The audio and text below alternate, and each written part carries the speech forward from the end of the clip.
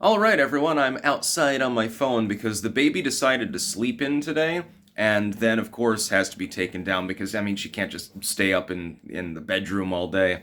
And so I have to record out here. But I got to sleep in, which I'm very thankful for. I feel a lot better now. Sleeplessness is not my forte. I wanted to talk about Jacksmith, though, specifically the most nutty man in the almond factory.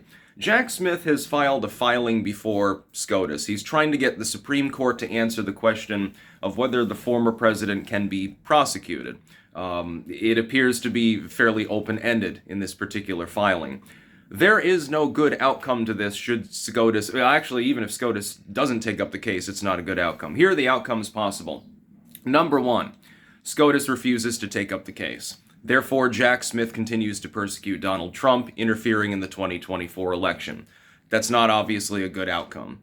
Second possibility, SCOTUS does decide to take up the case. They weigh in.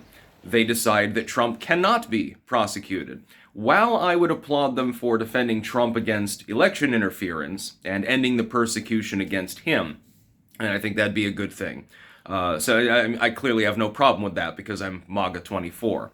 The problem is that then a former president in the future, so somebody who is not Trump, 10, 20 years from now, goes apeshit and does something totally heinous, and they can't even be prosecuted. Effectively, former presidents become completely immune to legal charges. That's a problem, because while Trump, I don't think, broke any legitimate law, and while I think that what's going on with Jacksmith and Letitia James and all the others is persecution, you could have a situation where, in the future, a president or former president really has done something terrible, and now you can't even do anything about it. Like, what if some former president says, you know what, I want to kill somebody, and they just randomly gun several people down outside of their home. They beat their spouse. They go on a rape spree. They commit a war crime in or out of office. You know, they insider trading, giving away state secrets, something crazy. I wish I were being hyperbolic, but given some of the people that are in politics, it's always a possibility. Imagine Mitt Romney, the psycho president, for example. And then you can't even do anything about it. Or, let's say that they weigh in and they decide that Trump can be prosecuted. Well, now, again, the persecution continues, and now you've got a situation where, because of the open-endedness potentially of it, you have the possibility of the persecution of any individual within politics by the current administration. So a Dem administration persecutes the outgoing president and is completely able to do so. Again, show me the man, I'll show you the crime. All of these people have committed a crime at some point in their lives. The fact is that Trump may have conducted himself in a fraudulent manner in business as well. It's just the specific charges were only brought in a persecutorial manner to interfere with the 24 election, and most of them are bullshit charges. We can't say that about every individual charge, but show me the man, I'll show you the crime. You know, I've admitted to committing crimes myself. I did lots of drugs back in the day, you know. I've jaywalked. I may have been speeding at one point.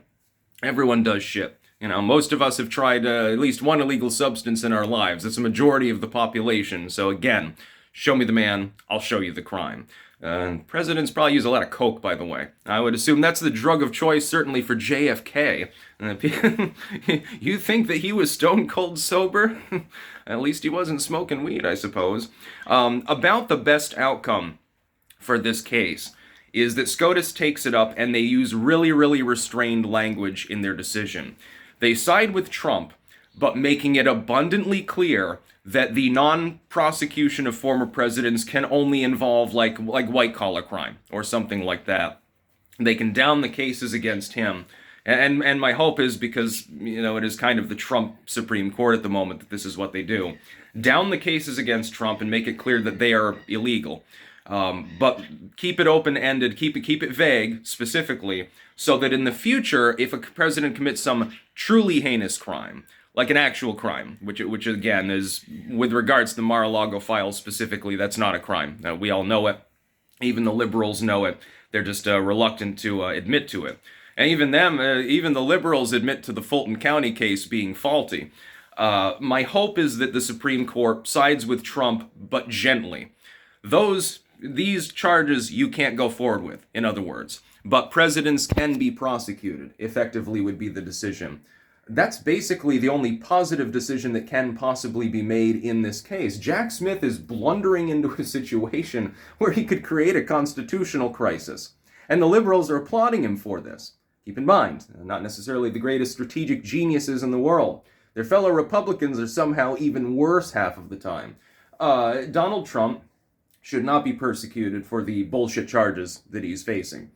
But presidents must be able to be charged with crimes in the future should something significant arise. Again, a president is observed by 100 people doing something illegal. You have all the witnesses and stuff. You can't have the inability to prosecute an individual simply because of their station in office.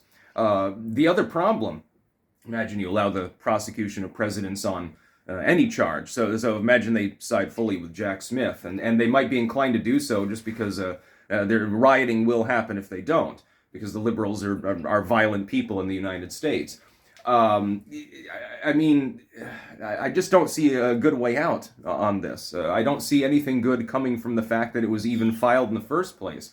SCOTUS either decides not to take the case, Trump is persecuted into the ground, or they defend him rightfully, but they then potentially accidentally trigger a constitutional crisis. Jacksmith should have left this alone. He's getting celebrated by people, and they're just too stupid to understand the ramifications of a binding Supreme Court decision on the issue. They're just completely ignorant of what's going on. It's rather sad to see. Keep in mind, most of those people are eligible to vote.